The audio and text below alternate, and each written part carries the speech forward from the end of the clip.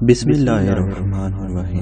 حضرت سلیمان علیہ السلام کا قافلہ ایک دفعہ چونٹیوں کی بستی سے گزر رہا تھا۔ حضرت سلیمان علیہ السلام اپنے عظیم عالیشان شاہی تخت پر بیٹھے ہوئے ہوا میں سفر کر رہے تھے۔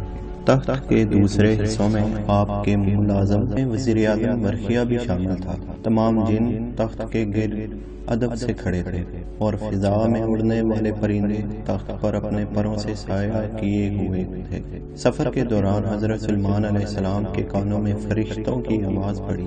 فرشتے اللہ کی تسبیح کرتے ہوئے کہہ رہے تھے، اے رب، تو نے حضرت سلیمان علیہ السلام کو جیسا ملک اور چشم دیا ہے، ایسا کسی اور جن و بشر میں سے کسی کو نہیں دیا۔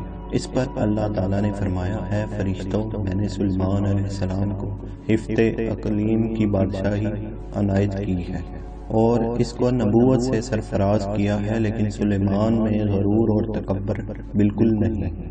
اگر ایسا ہوتا تو میں ان کو ہوا پر لے جا کر زمین پر ڈال دیتا اور پھر ان کو نیست و نابود کر دیتا۔ حضرت سلیمان علیہ السلام نے ایک کلام سنا تو فوراً اللہ کے حضور سجدے میں گر گئے اور اس کی نعمتوں کا شکریہ ادا کرنے لگے۔ ہوا نے ان کے تخت کو زمین پر اتارا جہاں چونٹیوں کی بستی تھی۔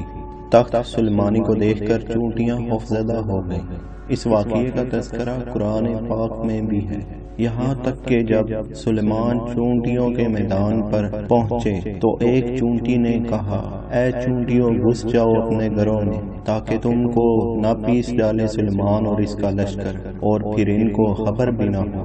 یہ چونٹی اپنے قوم کی سردار یعنی شامور تھی، اور اس کی بات سن کر حضرت سلیمان علیہ السلام مسکرائے اور انہوں نے شامور کو اپنی ہتھیلی پر رکھ کر پوچھا، اے شامور، تو نے اپنے لشکر سے یہ کیوں کہا کہ سلیمان آتا ہے اور تم اپنے غاروں میں گھس جاؤ؟ تم نے اس سے پہلے میرا کیا ظلم دیکھا ہے؟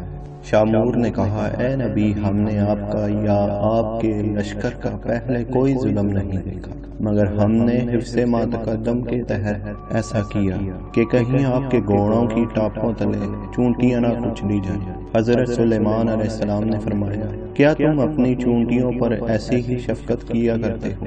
شامور نے کہا، جی ہاں، چونکہ اللہ تعالیٰ نے مجھے ان کا بادشاہ بنایا ہے، اس لیے میرا فرض ہے کہ میں ان کی سلامتی کا خیال رکھوں۔ حضرت سلیمان علیہ السلام نے پوچھا، تمہارے ساتھ کتنی چونٹیاں رہتی ہیں؟ شامور نے بتایا کہ 40,000۔ اس پر حضرت سلیمان علیہ السلام نے پوچھا، تمہاری بادشاہی بہتر ہے یا میری بادشاہ؟ چونٹیوں کے سردار نے کہا، میری بادشاہی بہتر ہے، کیونکہ تمہارے تخت کو ہوا اٹھاتی ہے، تم اس پر بیٹھتے ہو، یہ کتنا بڑا تکلف ہے۔ حضرت سلیمان علیہ السلام نے مسکرا کر پوچھا، تمہیں یہ عقل کس نے سکھائی؟ شامور نے کہا، اے سلیمان، جس اللہ نے تمہیں عقل عطا فرمائی اس نے ہمیں عقل سے نوازا۔ اگر آپ اجازت دیں تو میں آپ سے چند مسائل پوچھوں؟ سلیمان علیہ السلام نے فرمایا، پوچھو، کیا پوچھنا چاہتے؟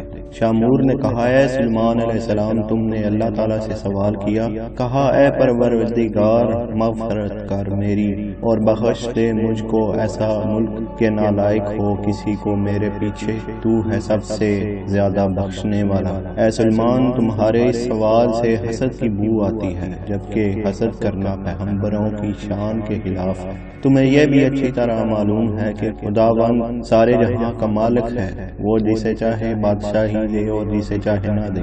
تو بڑا دانا اور عقل مند ہے، حضرت سلیمان علیہ السلام نے فرمایا۔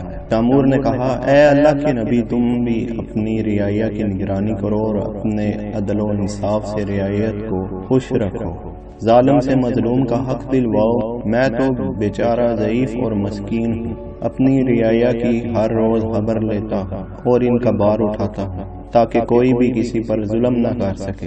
شامور کی باتیں سن کر حضرت سلیمان علیہ السلام سجدے میں گر گئے اور کہا، اے پروردگار، تیری قدرت بے انتہا ہے اور تو ہی بے شک عظمت و بزرگی کے لائق ہے۔ پھر قرآن کریم میں ارشاد باری تعالیٰ ہے، اور جنوں میں سے وہ تھے جو سلیمان کے سامنے خدمت انجام دیتے تھے اس کے پروردگار کے حکم سے، اور جو کوئی ان میں سے ہمارے حکم کی خلاف ورزی کرے ہم اسے دوزخ کا عذاب چکھائیں گے، وہ اس اس کے لیے بناتے تھے جو کچھ وہ چاہتا تھا، قلعوں کی تعمیر، ہتھیار اور تصویر، اور بڑے بڑے لگن جو حوض کی مانند تھے، اور بڑی بڑی دیگیں جو اپنی بڑائی کی وجہ سے ایک جگہ جمی رہی۔ اے آل داؤد، شکر گزاری کے کام کرو، اور میرے بندوں میں سے بہت سے کم شکر گزار ہیں۔ اس واقعے سے ہمیں معلوم ہوتا ہے کہ اگر ایک چونٹی کو اللہ نے عقل عطا فرمائی ہے تو انسان کو کتنی عقل عطا کی گئی ہے۔ دوسرا یہ کہ ایک چونٹی اگر اپنی رعایا کا خیال رکھ سکتی ہے تو آج کے وقت میں ہمارے حکمران کیوں اپنی رعایا سے باخبر نہیں ہیں؟